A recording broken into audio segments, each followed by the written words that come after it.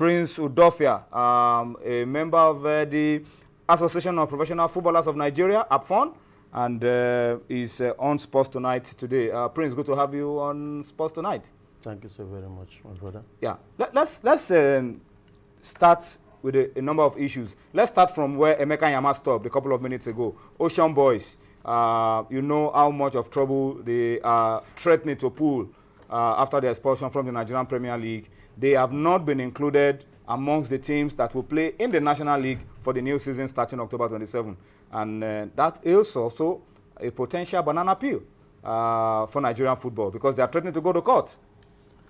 Well, my brother, the matter is so serious. You see, when a child cries out in the midst of plenty, it means that child has been neglected.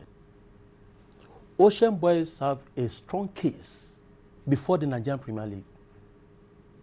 The spokesperson of Ocean Boys was on the show yesterday, and it was raising issues about they didn't want to continue, they were forced to continue, but it's always going to be their own words against the words of the Nigerian Premier League board. I understand. Now the fact is this.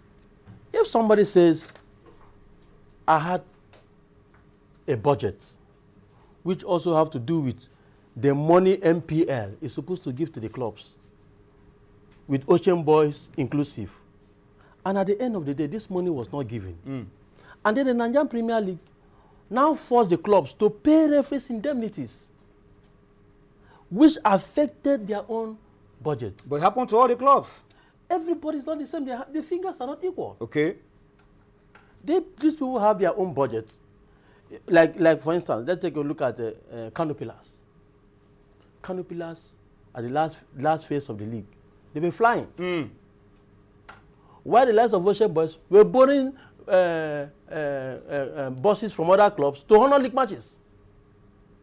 Okay. So you begin to understand that these people have a very serious problem.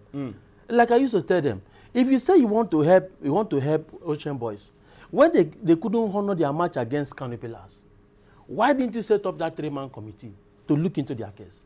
Why did they have to wait? Why did you wait? Why did you have to wait until they missed 4 games? In fact, I was in Yenegua in their match against Rising Stars. The game they didn't honor? I was at that same stadium. I wanted to observe something. You know, that is why people don't like me. Because when I talk, people think I don't know what I'm doing. I must always go, I must go deep into a particular issue, get my facts before I come out. Because I know what it means when you begin to tell somebody, this is what happened, this is what did not happen. So I was there. Ocean Boys came. The 2 teams actually came. But we didn't see one single policeman. No security? There was no security. Anyway, let's leave that issue because that one has been taken care of by the Nigerian Premier League, 3-man committee and all of that. Players' welfare, very, very key. You are a member of APFON. You had your congress in Ibadan not too long ago. And one of the issues is players' welfare and an players' arbitration committee by the Nigerian Football Federation. And I remember that in your communique, you challenged the NFF president, Alhaji Aminu Megeri, to do something about setting up that committee. How far? What's the latest? Well, I know that the issue of our players' welfare is one problem that has affected so many things. For over 4 seasons now, our players have not been able to get their money from their various clubs. Sign-on fees particularly? Sign-on fees particularly. And even salaries. In some clubs, there salaries? There is a club in the Nigerian National League, which I am a member. They have not received salaries since January till now. In the Nigerian National League. And they're going to be starting the league. And they are starting again. As I speak with you, they have not resumed because there's no money. Don't take off grants.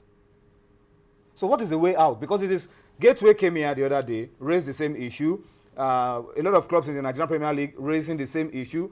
Players getting their entitlement. What is the way forward? A lot of people have suggested that maybe we do away with the idea of a sign-on fee and pay enhanced salary packages that are more affordable to the clubs and that can be paid on a more regular basis. Is APFON thinking along that line? I think that's the best. Of course. It is better to package these things into salary.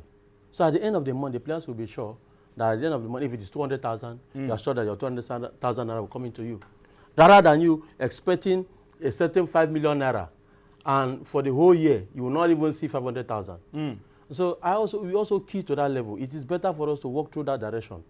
Because when players begin to get good package, you know players, they like having money. They like having something at the back of their pocket. So when they don't have it, it becomes a problem to them. So I think that will be better for us. Then the issue of a player status committee, our president, that's why I like Aminu Megeri. Sometimes people don't understand the man.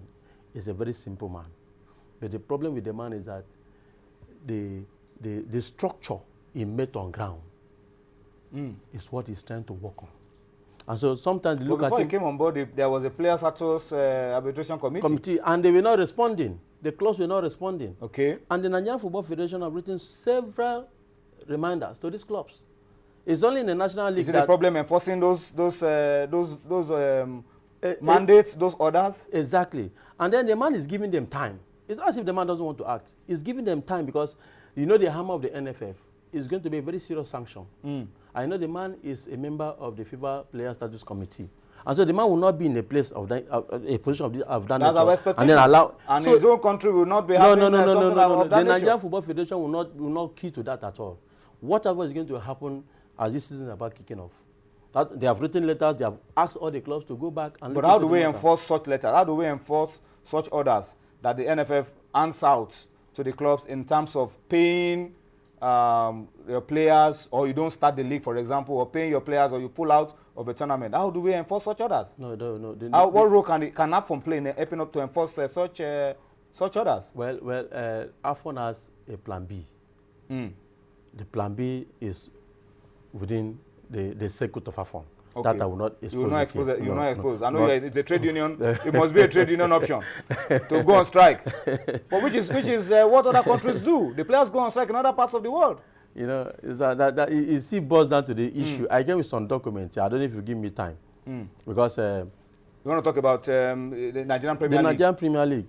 Because the last time you came on our show, you raised a lot of allegations, you brought some documents, but the NPL board met and passed the vote of confidence on themselves. So, I mean, it shows clearly that maybe you're... You see, when you are involved in a situation, you always dance around the situation. That is what is happening with the NPL. The NPL has been covered with so many things, and almost everybody that is involved. So that's why they are trying to be very careful. The only group that is free is the Congress. And so I'm watching the Congress. How can we separate the Congress from all that is going on in the NPL? Because the NPL board was elected from the Congress, and some of the things they do are approved by the Congress. So how do we separate the two? For instance, let me come in here. I have a document that shows that NPL collected 20 million naira to prosecute the last league match. 20 million naira from where? From Total Promotion.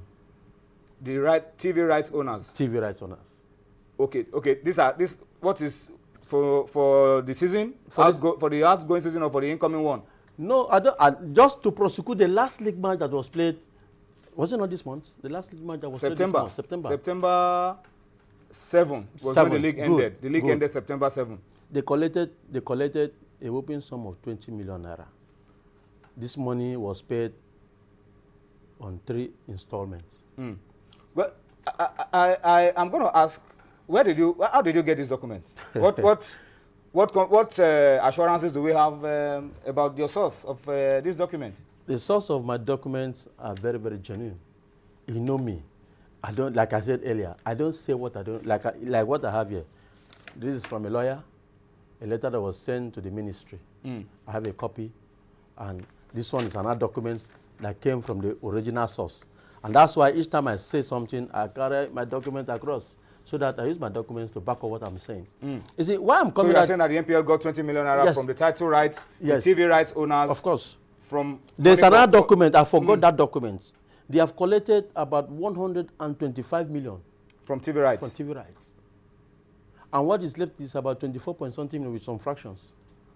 So now, if you are saying, that's why each time I look at certain issues on ground, I begin to ask myself questions. What do they think we are? We are not fools in this country.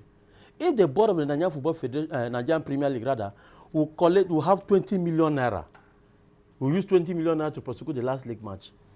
Take a look at this instance. They said on the 28th of August, they received 7 million, good, from Total Promotion. Same day in this same Lagos, NPL spent 880 million thousand on meeting.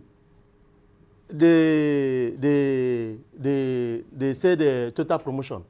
Only to meet the total promotion, they say they spent another 880,000. The question now is, was there any board meeting in Lagos? Or did they hold a board meeting with total promotion?